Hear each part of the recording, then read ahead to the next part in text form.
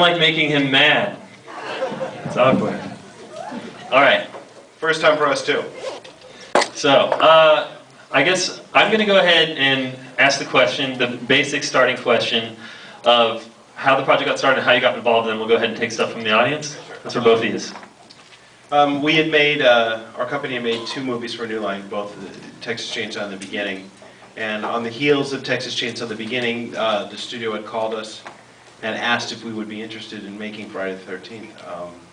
They had the rights and no one was really interested in making it. And we loved the character of Jason Voorhees and we're hopeful that other people would like him too. And so actually it was the quickest yes that we've ever had, where Michael, Drew, and I just looked at each other and said, do we want to do this? And we said yes, and it was, that's how it came to us. It was really kind of a gift.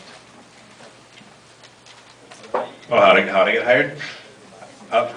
Ask those guys that hired me. What happened, should I tell your story? Yeah, there's always 2 sides. There's my side, which is the super long, not so exciting version, and then there's what I've heard from the producers. From the producers, stop me if I'm wrong. They said that they asked a bunch of different industry professionals who they thought would be a good new Jason, and my name kept popping up. Got a lot of good friends. And they brought me in, and they were actually prepping in Austin at the time, and I was with Lisa Fields, the casting director, and they had me read for a camera, not read like dialogue or like heavy breathing or anything like that.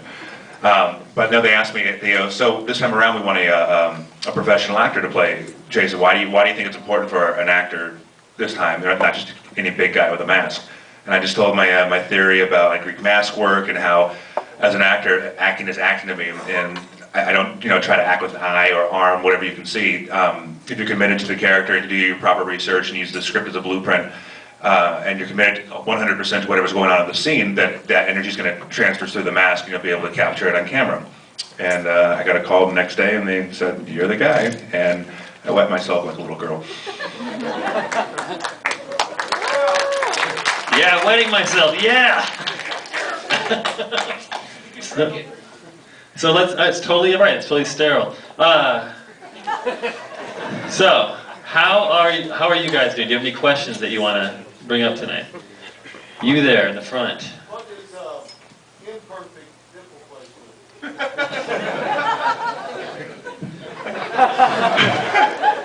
That was Travis, he was improvising, right? Well, she does not have that, so.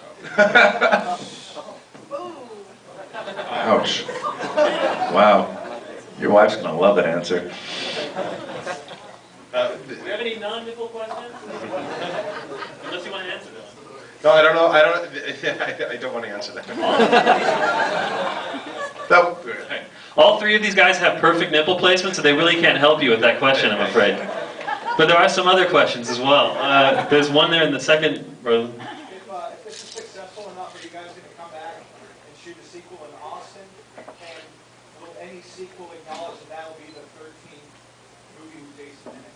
And what would you do to make that special? That's actually a great question. If this is successful, we absolutely want to come back and make another one. I mean, we had a blast making this movie. It, for us, was the most fun that we've had making a film, and we are hopeful that this weekend that the movie opens up strong, and on Tuesday or Wednesday you're reading that we've hired some writers and we're doing another one, because we really desperately want to do it. We had a great time.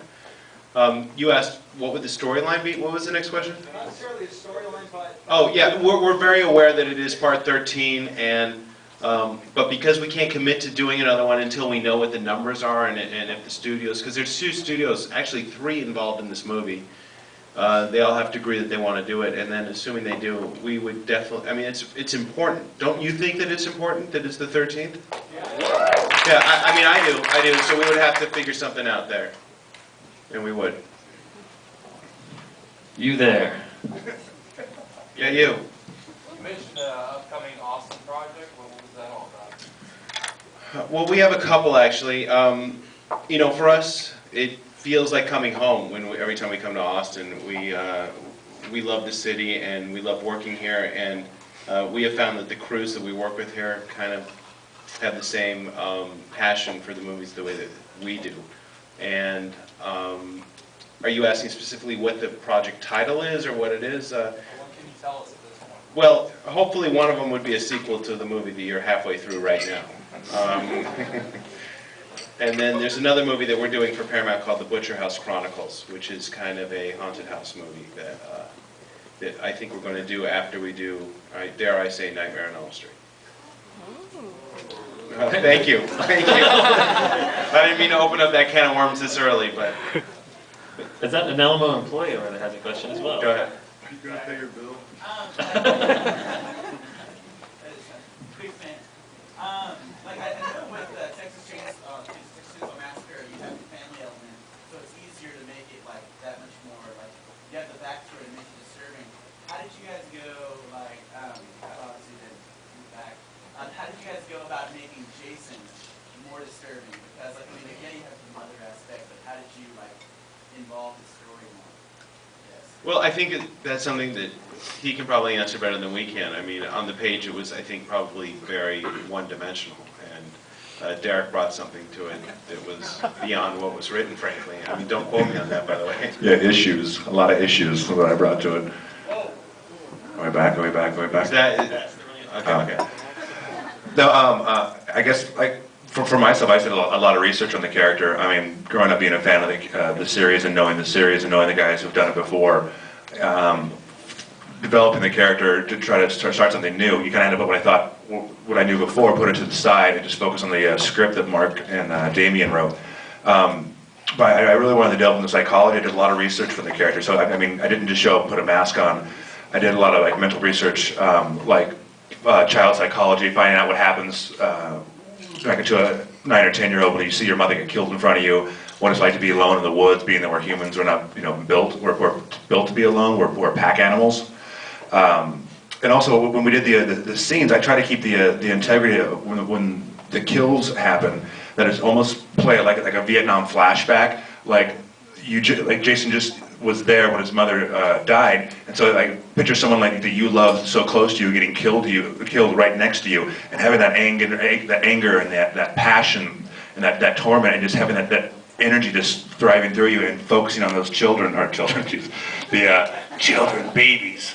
No, Can you feel that when he's killing thus far? Can you feel that? I mean, what he's talking about? just the energy there, and just releasing it onto to those victims as if it just happened. I am stuttering like a freak. What is going on? Drinking That's too much. It's the alcohol. And then it was about me. What a jackass. Sorry. Let's get one more. It looks like it's going to be fixed in a couple minutes. Sweet. We'll have more questions at the end as well. You've got a really long arm. I think you got a first arm. Nice. But doing your reviewing or whatever, did you actually kill anyone? Yes, we killed 2 people. There were 2 girls replaced in the film. Actually, there were 2 characters. Yes. No, we didn't kill anyone. But there were 2 people replaced in the movie. It is true. It's a fun fact. So in the film world, we killed 2 people. Oh, okay. Long arm? Yeah, it's Long Arm's turn. Look at this guy.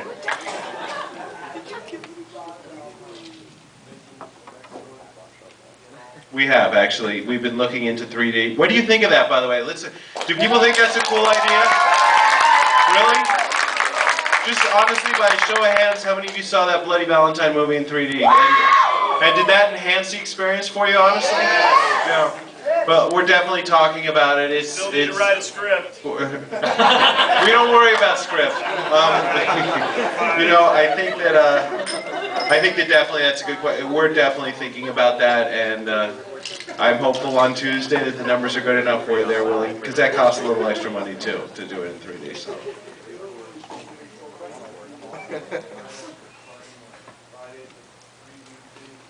Yes, exactly. Actually, that's what we're going to call it. Friday the 3D teen. That's good. That's a great idea. You're a genius, Long Arm. All right, well, let's get first arm, and then we'll go back. Where's first arm? There he is, over there. What do you got? How did it feel to step into the shoes of such an iconic cinematic character? It was absolutely amazing. When I first put the mask on for the first time at Scott Stoddard's makeup effects shop, I couldn't believe that I actually was there. It felt like I was so lucky. Like I pulled the sword out of the stone and holding Excalibur. Going, really? I almost said shitting. I just did. I'm such a retard. No, it was really, really amazing. The first